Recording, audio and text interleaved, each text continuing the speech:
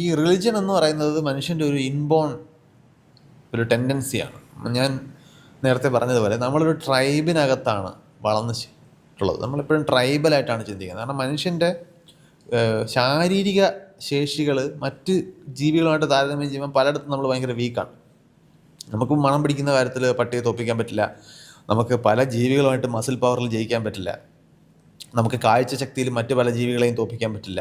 അങ്ങനെ ഒരുപാട് ഇതൊക്കെ നമുക്ക് ലോകത്ത് സർവൈവ് ചെയ്യുന്നതിന് വളരെ അത്യാവശ്യം വേണ്ട കാര്യങ്ങളാണ്. പക്ഷേ ഇതിൽ പലതും നമ്മൾ മനുഷ്യൻ എല്ലാ കാലത്തും ഇതുപോലെ നഗരങ്ങളിൽ ജീവിച്ചിരുന്നവരല്ലല്ലോ. കാട്ടിലാണ് നമ്മൾ ഉണ്ടാകുന്നത്. നമ്മളിന്ന് മനസ്സിലാക്കുന്ന ഒരു 3 ലക്ഷം വർഷം മുമ്പ് ആണ് മനുഷ്യൻ എന്ന് പറഞ്ഞ ഈ ഹോമോസാപ്പിയൻസ് ഭൂമിയിലുണ്ടാകുന്നത്. മുമ്പ് മനുഷ്യരെ ഈ പിക്ചറിലില്ല, ഭൂമിയുടെ പിക്ചറിൽ അതില്ല.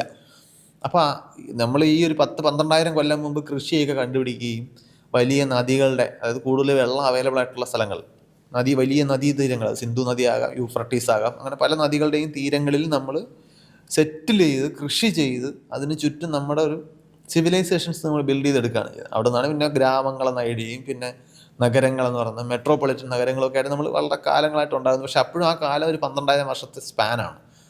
പക്ഷെ മനുഷ്യന് 3 ലക്ഷം വർഷം പഴക്കമുണ്ട്. മനുഷ്യനെന്ന് പറഞ്ഞ ജീവിക്ക് നമ്മൾ ആദ്യം ജീവിച്ചതെല്ലാം ഈ ഭൂരിഭാഗം സമയവും നമ്മൾ ഹിസ്റ്ററിയിൽ ജീവിച്ചിട്ടുള്ളത് കാട്ടിൽ മറ്റ് മൃഗങ്ങളോട് മത്സരിച്ചിട്ടാണ് ജീവിച്ചത്. അവിടെ നമുക്ക് നേരത്തെ പറഞ്ഞ ഒരുപാട് ലിമിറ്റേഷൻസ് ഉള്ളപ്പോഴും നമ്മൾ ഇവരെയൊക്കെ ജയിച്ചത് നമ്മൾക്ക് ഈ കോംപ്ലക്സ് ആയിട്ടുള്ള ലാംഗ്വേജും കോംപ്ലക്സ് ആയിട്ടുള്ള തിങ്കിങ് കേപ്പബിലിറ്റിയും ഉള്ളതുകൊണ്ട് നമ്മുടെ തന്നെ അംഗങ്ങളോട് കുറച്ചുകൂടി കോംപ്ലിക്കേറ്റഡ് ആയിട്ടുള്ള കമ്മ്യൂണിക്കേഷൻ നമുക്ക് സാധ്യമായി എന്നുള്ളതാണ്. കൂടുതൽ സങ്കീർണമായിട്ടുള്ള ആശയങ്ങൾ നമുക്ക് അവരുമായിട്ട് കമ്മ്യൂണിക്കേറ്റ് ചെയ്യാൻ പറ്റും. ഇപ്പോൾ രണ്ട് ചെന്നായകൾക്ക് ഒരു മാനിനെ വേട്ടയാടണം എന്ന് വെച്ചോളൂ. അവരുടെ കമ്മ്യൂണിക്കേഷൻ ഭയങ്കര ലിമിറ്റഡാണ്. വളരെ ശബ്ദം കൊണ്ടോ ബോഡി ലാംഗ്വേജ് കൊണ്ടോ ഉള്ള കമ്മ്യൂണിക്കേഷനാണ് അവർ അങ്ങോട്ടും ഇങ്ങോട്ടും നടത്തുന്നത്. പാക്കായിട്ട് ഹണ്ട് ചെയ്യുമ്പോൾ ഇൻഡിവിജ്വലായി, ഇപ്പം കടുവയെ പോലെ സോളിറ്ററി ആയിട്ട് ഹണ്ട് ചെയ്യുന്ന ജീവികളല്ല, പാക്കായിട്ട്. പക്ഷെ മനുഷ്യൻ അങ്ങനെയല്ല. മനുഷ്യന് ടൂൾസ് ഉപയോഗിക്കാൻ പറ്റും. അത് വെർബലി ക്ലൂ എടുത്ത് നാളെ എന്ന് പറഞ്ഞ് കമ്മ്യൂണിക്കേറ്റ്. വേറെ ഒരു ജീവിക്കും പറ്റാത്തൊരു ഐഡിയ ആണ് നാളെ ഇന്നലെ തുടങ്ങിയ ഐഡിയകൾ കൈകാര്യം ചെയ്യാന്ന് പറയുന്നത്. എല്ലാ ജീവികളും ജീവിക്കുന്നത് പ്രസൻറ്റ് ടെൻസിലാണ്. മറ്റന്നാൾ എന്ന് പറഞ്ഞൊരു ഐഡിയ വേറെ ഏതെങ്കിലും ജീവിക്കുണ്ടെന്ന് തോന്നിയിട്ടുണ്ടോ? ഇല്ല. ഒരു ജീവി അങ്ങനെ ഒരു ഭാവിയെക്കുറിച്ച് ആലോചിക്കുന്നേ ഇല്ല. അതിനുള്ള കേപ്പബിലിറ്റി ഇല്ല. മനുഷ്യന് പറ്റും. മനുഷ്യൻ എപ്പോഴും ഇവിടെ എങ്ങനെ ജീവിച്ചാൽ, ഇവിടെ എങ്ങനെ മാറ്റിയെടുത്താൽ ഇത് ഈ രൂപത്തിലാക്കാം, ഒരു സാധാ കല്ലിനെ എടുത്തിട്ട് എങ്ങനെ വെട്ടി മിനുക്കിയാൽ അത് കൂർത്ത ഒരു കുന്തമാക്കി മാറ്റാം, അത് ഭാവി കാണണം. നിങ്ങൾ കയ്യിരിക്കുന്ന ഒരു പരന്ന കല്ലായിരിക്കും. ഇത് ഭാവിയിൽ ഒരു കുന്തമായി മാറുന്നത് എങ്ങനെ, അല്ലെങ്കിൽ ഒരു ഉളിയായിട്ട് മാറുന്നത് എങ്ങനെയെന്ന് അത് ഭാവി ആവാൻ പോകുന്നേ ഉള്ളൂ. അത് ഇപ്പോഴേ കണ്ട് ആ ഡയറക്ഷനിലേക്ക് നിങ്ങൾക്ക് ഇതിൽ വർക്ക് ചെയ്യാൻ പറ്റണം. ഈ കേപ്പബിലിറ്റി മനുഷ്യനുണ്ട്. ഇതിനോടൊപ്പമാണ് നമ്മൾ നമ്പർ കൊണ്ട് മറ്റ് ജീവികളെ തോൽപ്പിക്കുന്നത്. നമുക്ക് വലിയ സമൂഹങ്ങൾ ഉണ്ടാക്കാൻ പറ്റും. അപ്പോഴും നമ്മുടെ ഒരു ബ്രെയിനിന് കൈകാര്യം ചെയ്യാവുന്ന നമ്മുടെ അംഗങ്ങളുടെ എണ്ണം ലിമിറ്റഡാണ്. നിങ്ങൾക്ക് ഒരു സമയം ഒരു 150 പേരിൽ കൂടുതലായിട്ടൊന്നും ആളുകളുമായിട്ടൊന്നും നിങ്ങൾക്ക് ഒരിക്കലും സോഷ്യൽ റിലേഷൻഷിപ്പ് സാധ്യമല്ല.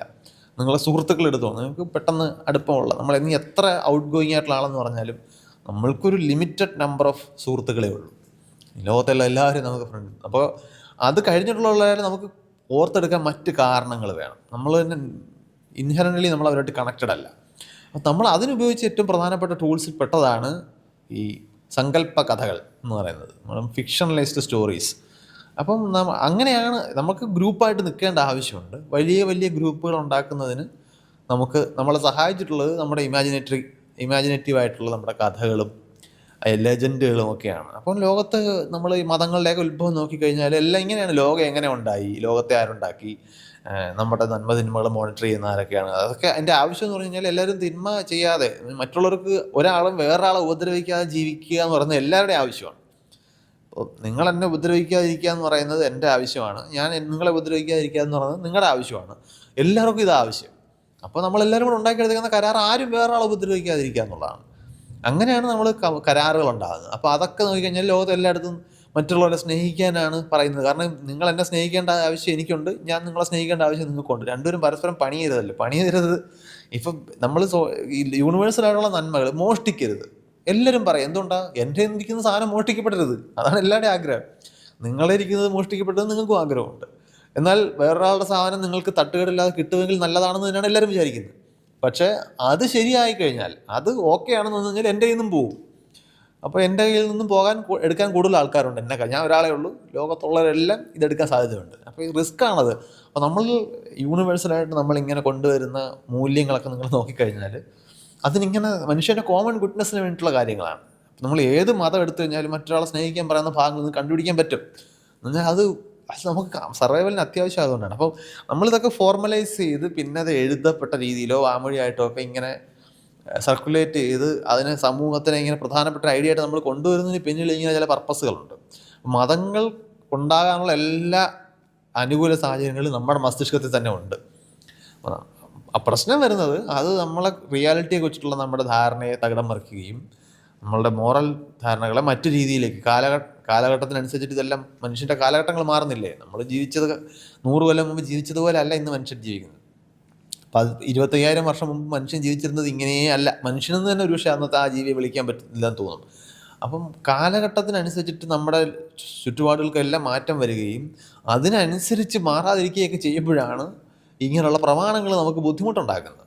അപ്പോൾ ഇൻഹെറൻ്റ്ലി മനുഷ്യനൊരു മതവിശ്വാസിക്ക് പറ്റിയ എല്ലാ ഗുണങ്ങളും നമ്മുടെ ബ്രെയിനിനുണ്ട്. അത് വളർത്തിയെടുക്കാൻ അല്ലെങ്കിൽ അതിൽ നിന്നും ഒരു കൃഷിക്ക് പറ്റിയ ഇടമാണ് ഉറപ്പായിട്ടും. നല്ല നല്ല വളക്കൂറുള്ള മണ്ണാണ്. പക്ഷേ അത് കാലഘട്ടത്തിനനുസരിച്ച് മാറാൻ നിൽക്കുന്ന ആശയങ്ങളിൽ നമ്മൾ പെട്ടുപോകുമ്പം നമ്മുടെ ലൈഫിൻ്റെ ക്വാളിറ്റി അത് ബാധിക്കും. അപ്പം നമ്മൾ കോൺഷ്യസ് എഫർട്ട് ഇട്ട് അതിൽ നിന്ന് മാറേണ്ടി വരുന്നേ ഉള്ളൂ. ഇത് തന്നെ ഈ നശിച്ചു പോയ മതങ്ങളുടെ എണ്ണവും വളരെ അധികമായിരിക്കും. ഇപ്പം വൈക്കിങ്സ് പോലത്തുള്ള സിനിമയിലെ അവരുടെ മതത്തെ പറ്റി കണ്ടിട്ടുണ്ടോ എന്ന് എനിക്കറിയില്ല. ഫ്ലോക്കി അങ്ങനെയുള്ള ദൈവങ്ങളുണ്ട് കാട്ടിൽ ജീവിക്കുന്നത്. അപ്പം അങ്ങനെയുള്ള മതങ്ങൾ നശിച്ചു പോയി കാണില്ലേ? ഇഷ്ടംപോലെ എത്രയെങ്കിലും. അതായത് നിങ്ങളിപ്പോൾ കുറച്ചുകൂടെ മനസ്സിലാക്കാൻ എളുപ്പം ഭാഷയാണ്. ഇപ്പോൾ മലയാളം സംസാരിക്കുന്ന മുഴുവൻ ആൾക്കാരും ഇല്ലാതാകുന്നു വെച്ചോളൂ. നിങ്ങൾ ഇല്ലാതാക്കുന്നത് മലയാളം ഭാഷയെ കൂടെയാണ്. ആ ഭാഷയില്ല, അത് സംസാരിക്കുന്ന അല്ലെങ്കിൽ പരസ്പരം ആശയവിനിമയത്തിന് ആ മീഡിയം ഉപയോഗിക്കുന്ന ആളുകൾ ഇല്ലാതാവുമ്പോൾ ആ മീഡിയം ഇല്ലാതാവും. അപ്പം അതുപോലെ ഒരു ദൈവം ഉണ്ടെന്ന് വെച്ചോളൂ, ഒരു ദൈവസങ്കല്പം. ആ ദൈവത്തിൽ വിശ്വസിക്കാത്ത ആളുകൾ ഇല്ലാതാവുന്നതോടുകൂടി ആ ദൈവം ഇല്ലാതാകും. ഇനി ആ ഇപ്പോൾ നേരത്തെ പറഞ്ഞ വൈക്കിങ്സിൻ്റെ ദൈവങ്ങളോ പേഗൻ ദൈവങ്ങളോ ഒക്കെ പലരും പിന്നെ കഥാപാത്രങ്ങൾ മാത്രമായിട്ട് മാറണം. അവരെ ദൈവമായിട്ട് പരിഗണിക്കുന്നവരില്ലാതാകും.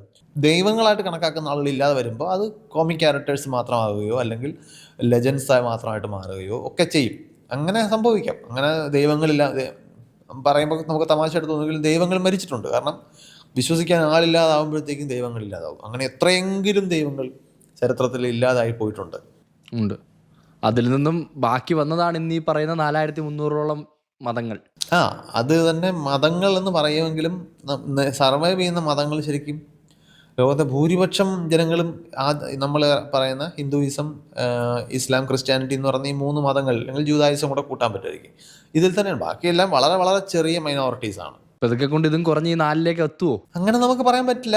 അതായത് മനുഷ്യരുടെ ജീവിതം മൊത്തം, ഒരു മനുഷ്യൻ്റെ അല്ല, മൊത്തം മനുഷ്യരെ മൊത്തത്തിലെടുക്കുമ്പം നമ്മുടെ സാഹചര്യങ്ങളെല്ലാം ഇങ്ങനെ ഡൈനാമിക്കായിട്ട് മാറിക്കൊണ്ടിരിക്കും. ഇപ്പോൾ 10 കൊല്ലം മുമ്പ് നമ്മളാരെങ്കിലും കോവിഡ് എന്ന് പറഞ്ഞൊരു പാൻഡമിക് വന്നാൽ നമ്മളെങ്ങനെ ജീവിക്കും എന്നുള്ള സിറ്റുവേഷൻ ആലോചിച്ചിട്ടേ ഇല്ല. നമ്മൾ വിചാരിക്കാത്ത പല ദിശകളിൽ നിന്നും പലതും വരും. നമ്മളിപ്പോൾ ജീവിക്കുന്ന മണ്ണ് എല്ലാ കാലത്തും അതുപോലെ ജീവിക്കാൻ പറ്റുന്നതാകണമെന്ന് ഗ്യാരണ്ടി ഇല്ല. അതായത് വ്യക്തികൾക്ക് മാറ്റം വരുന്നു. ഒരു നാട്ടിൽ ലഭ്യമായിട്ടുള്ള റിസോഴ്സസ് മാറുമ്പം ജനങ്ങൾ കൂട്ടത്തോടെ വേറെ സ്ഥലങ്ങളിലേക്ക് മാറാം. നമ്മളിന്ന് ജീവിക്കുന്ന പല സ്ഥലങ്ങളും നഗരം എന്ന് പറയുന്നെങ്കിലും ഒരു 5000 വർഷം പിന്നിൽ പോയി കഴിഞ്ഞാൽ ഇവിടെയൊക്കെ വെറും കാടായിരുന്നിട്ടുണ്ടാവും, മനുഷ്യരെ ഉണ്ടായിരുന്നിട്ടുണ്ടാവില്ല. അപ്പോൾ അതുകൊണ്ട് നമുക്കിതൊക്കെ എങ്ങോട്ട് പോകുന്നു എന്ന് ഇപ്പോൾ പ്രെഡിക്റ്റ് ചെയ്യാൻ ബുദ്ധിമുട്ടാണ്.